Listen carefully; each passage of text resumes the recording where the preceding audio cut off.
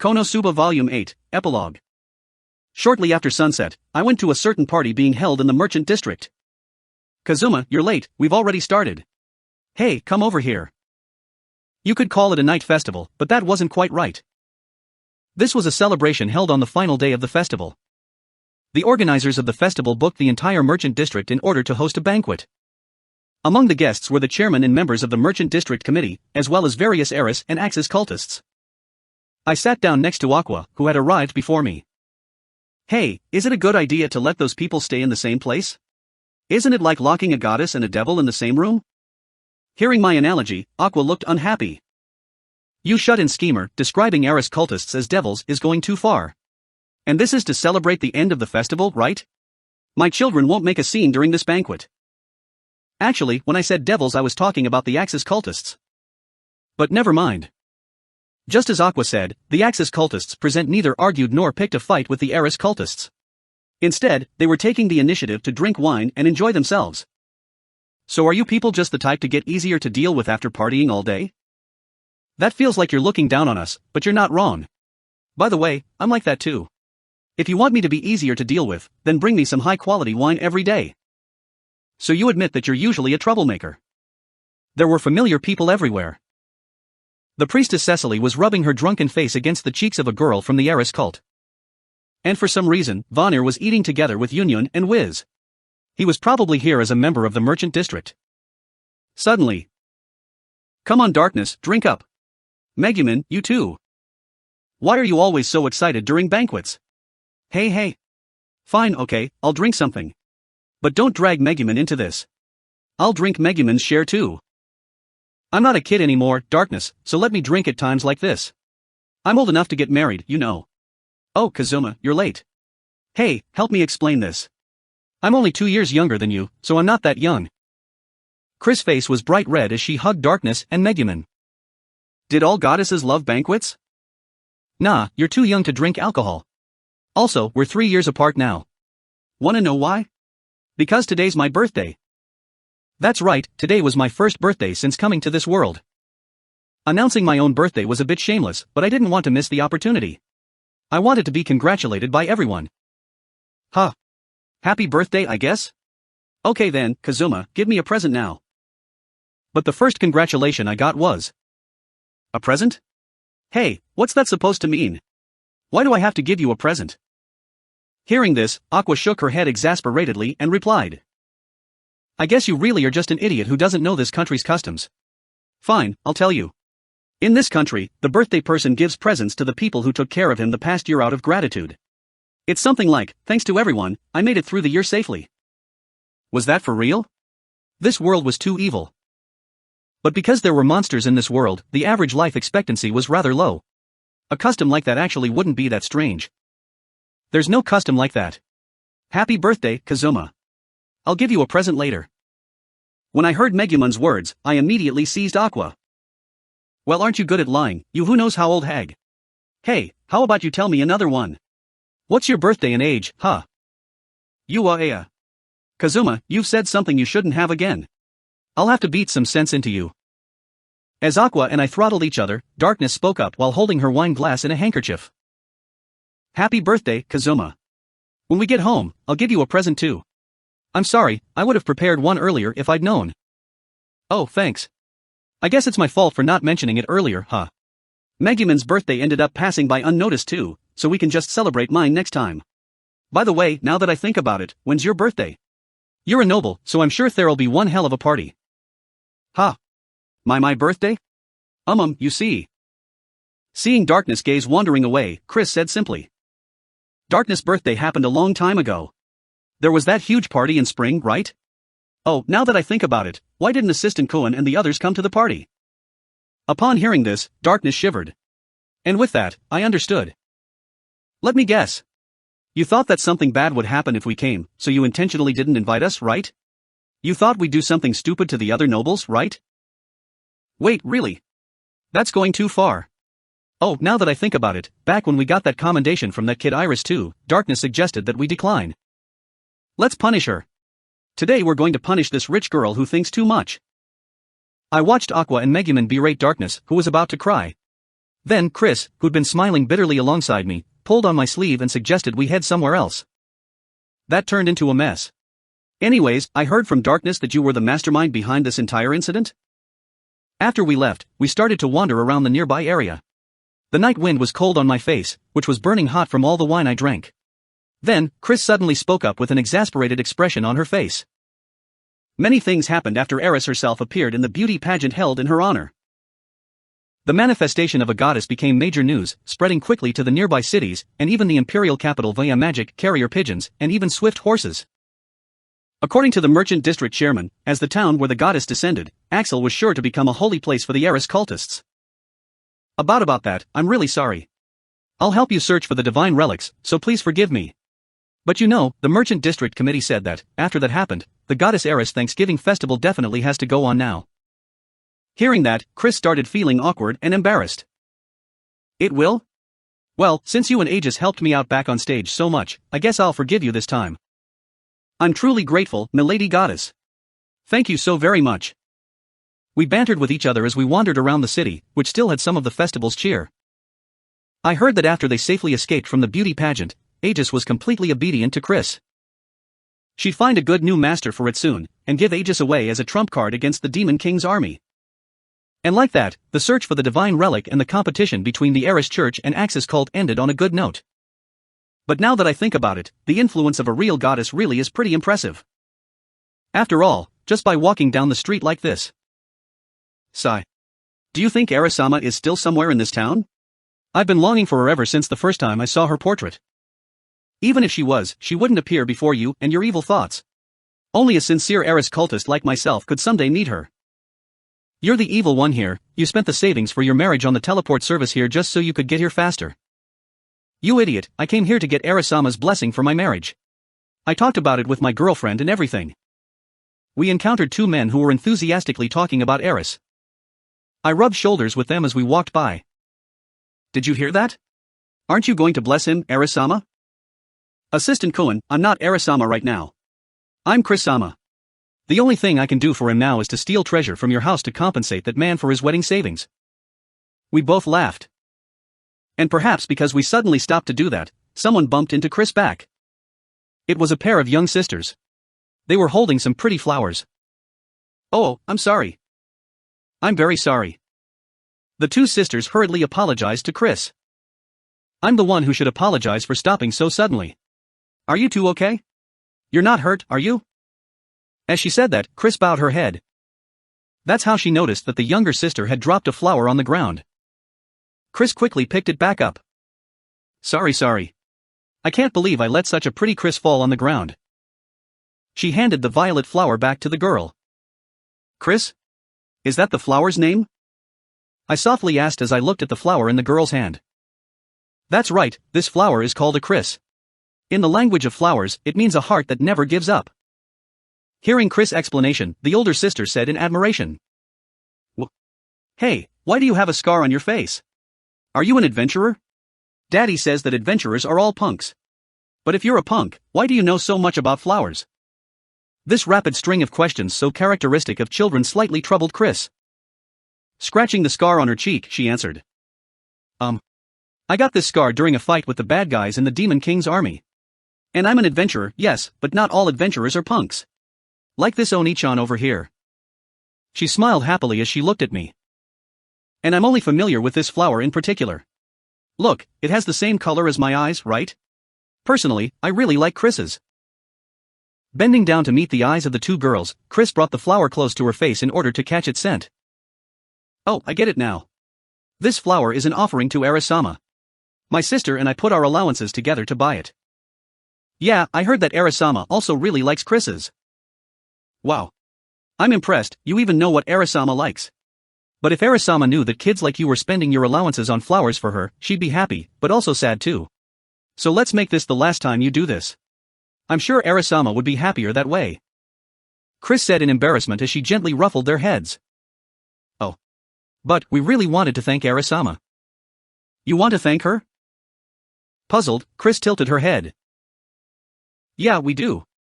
Mommy said that everybody can live peacefully because Eris-sama gives people all kinds of powers to fight the evil Demon King. Oh, and she also said that Eris-sama secretly does good things in places nobody knows about. That's why we wanted to thank Eris-sama and cheer her on too. I see. Well, even if you don't make any more offerings from now on, I'm sure that your feelings alone will make Eris-sama very happy.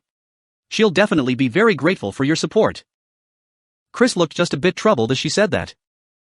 And then, with a somewhat relieved expression, she embarrassedly scratched her cheek. Looking at her, the younger sister said, "Now that I think about it, your eyes and hair look like they're the same color as Eris-sama's. Kids sure are perceptive." The older sister was also staring at Chris' hair, which made Chris slightly flustered. Not that it mattered, it didn't seem like they actually realized Chris' true form. It was probably just some sort of childish whim. After thinking for a bit, the girl offered her flower to Chris. "My sister already has a flower we can offer, so this one is for you. Thank you for protecting us from monsters, adventurer." "Thank you." Saying that, the sister smiled and pushed the flower into Chris' hands. "Ah ha ha. Okay, I give up. I should thank you too." Chris blushed after receiving the unexpected present from the girls. Her eyes were on the verge of tears. She smiled shyly and stuttered. The two girls smiled and then ran off. "Okay, see you again, mister. Bye-bye. Bye-bye." "Ha. Hey, wait. I'm not a mister, I'm a miss."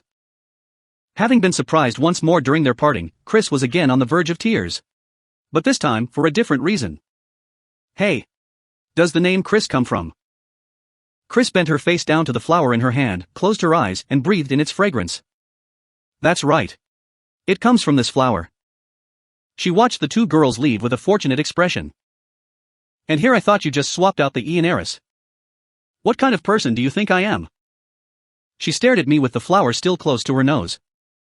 "Well, if I had to say, you're the person who's always been working really hard behind everyone's backs, the one person I can actually respect." "Oh.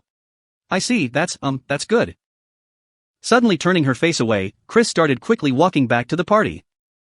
"Whoa there, are you embarrassed now? Did I just embarrass you, big boss? You're being annoying, Assistant Cohen. Shut up for a bit. I can tell even with your back facing me, you're blushing so hard that even your ears are red. Like I thought, Eris-sama sure is cute. Will you marry me?" "You're being an annoyance, Kazuma-san.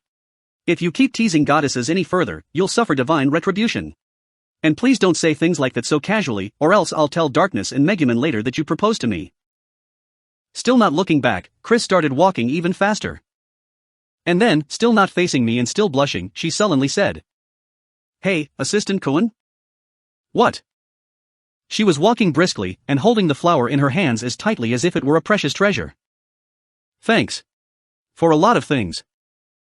This goddess, who because of her young worshippers now felt that her daily efforts had been rewarded, muttered soft words packed with all sorts of meanings.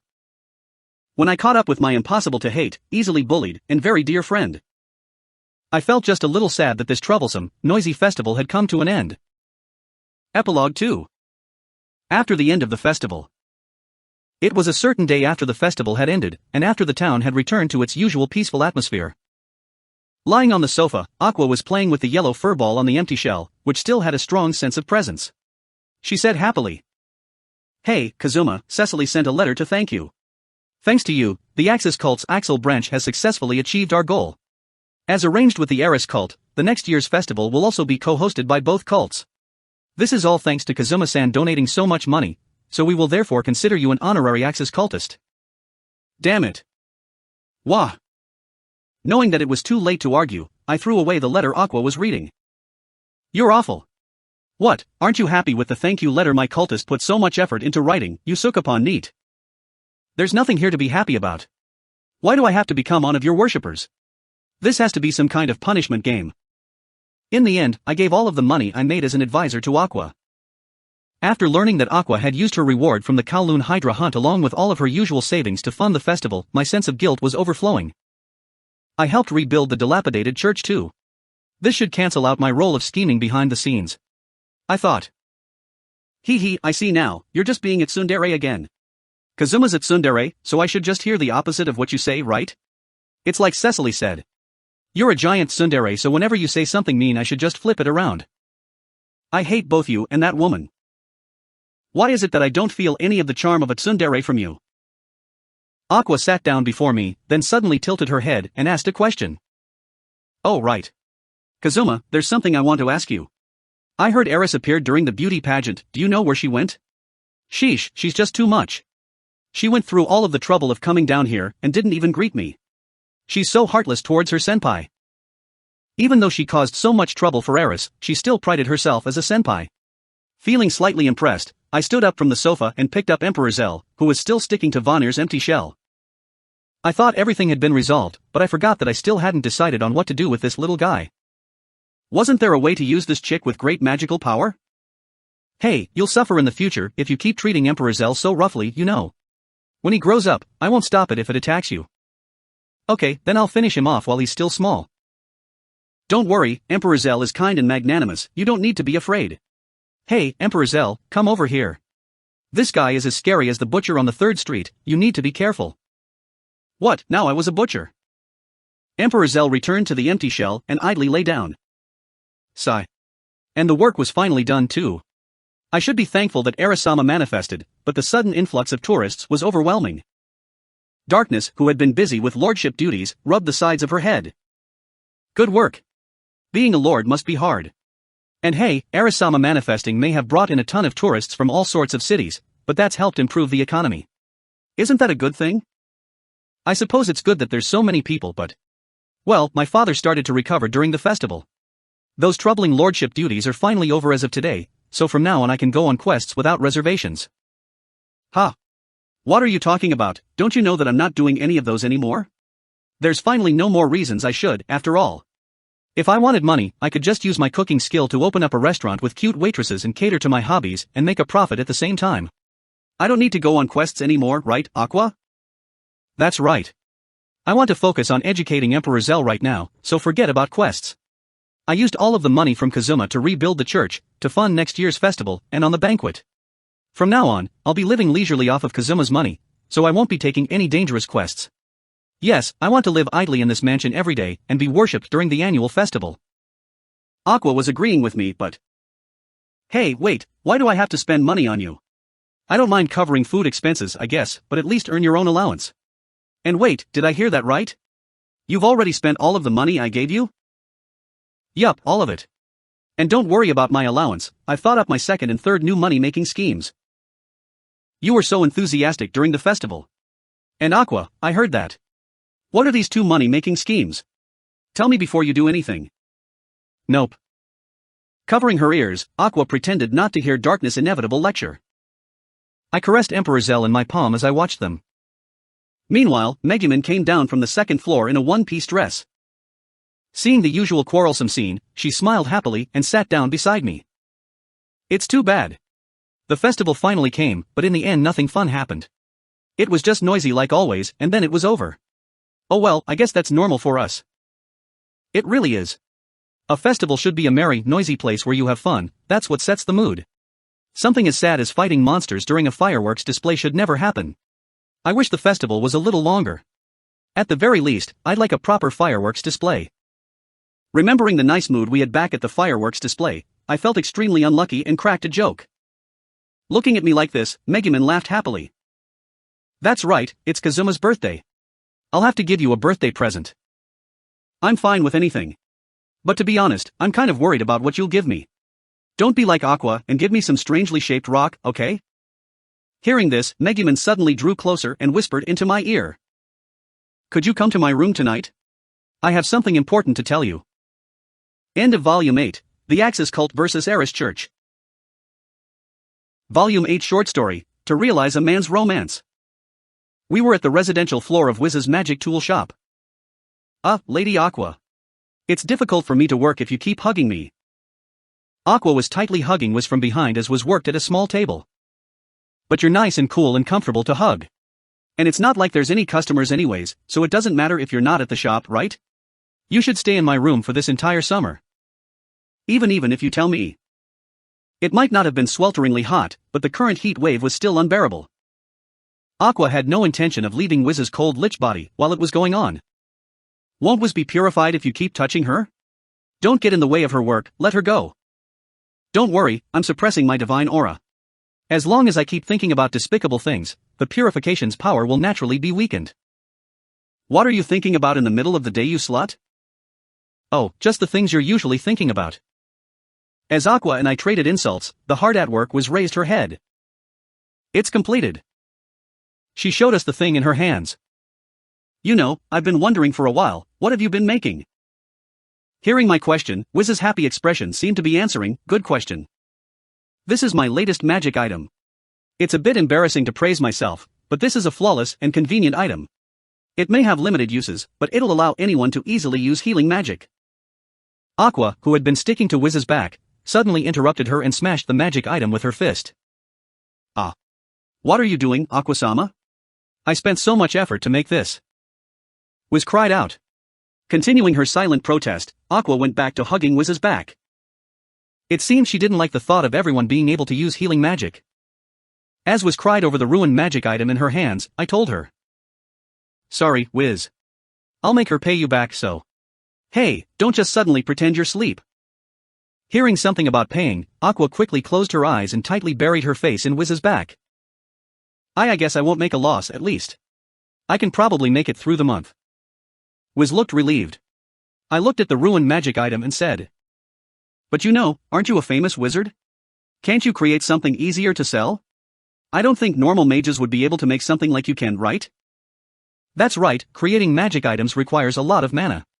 For something like this, I think only the Crimson Demon magic artisans could make it. True to the rumors, was amazing. Suddenly thinking of something, I experimentally asked. Hey, hypothetically, could you make a doll that runs on mana? Not those weird things Vanir uses for attacking, mind you, just a doll shaped like a pretty girl. I suppose it's possible. I should be able to make something that looks like a regular human and be capable of simple housework. Sell that. Ha. No, it'd be possible to make, but it'd be very, very expensive. That's not a problem, it'll sell. It'll definitely sell. At the very least, people with weird names like mine would definitely buy it. I couldn't suppress my excitement at the thought that Wiz was capable of making an android. Will it really? I think it'd be cheaper to make a golem or just hire maids. Leaving maids aside, every man dreamed of owning a pretty robot girl. There must be many Japanese people who thought the same way. It would be perfect if it could speak too, but being able to do housework is enough. It'll sell, I'm sure it'll rake in the cash. Well, I think speaking simple words would be possible too. Perfect. I shouted uncontrollably. Shocked by my shout, Wiz said apologetically. No, I really do mean simple responses. At the most, it'd be something like, yes, master, or welcome back, master. I'd buy it without a single bit of hesitation. Please start working on this right away. Listen, Wiz, trust me. This will change the world. Okay. I'll work hard. Now I'm kind of excited too. That's the way. And I'll help you with whatever I can. On the verge of tears, Wiz looked at me warmly. Then, I have something I'd like Kazuma-san to help with right now. And said something deeply meaningful. By the way, was Wiz's back glowing? For some time now, my back has been feeling very hot. If this goes on, I'll be incinerated so. Please think of a way to make Aqua-sama. Ow. Aqua-sama, that's hot. Please get off quickly, Aqua-sama. Hey, Aqua, get up. You idiot, why are you glowing? Wiz is going to do something incredible, so wake up already. By the way, the beautiful personal female android that I'd so anticipated ended up being a useless thing that ran out of power after moving around for half a day and needed as much mana as an explosion spell to recharge. End of short story. To realize a man's romance.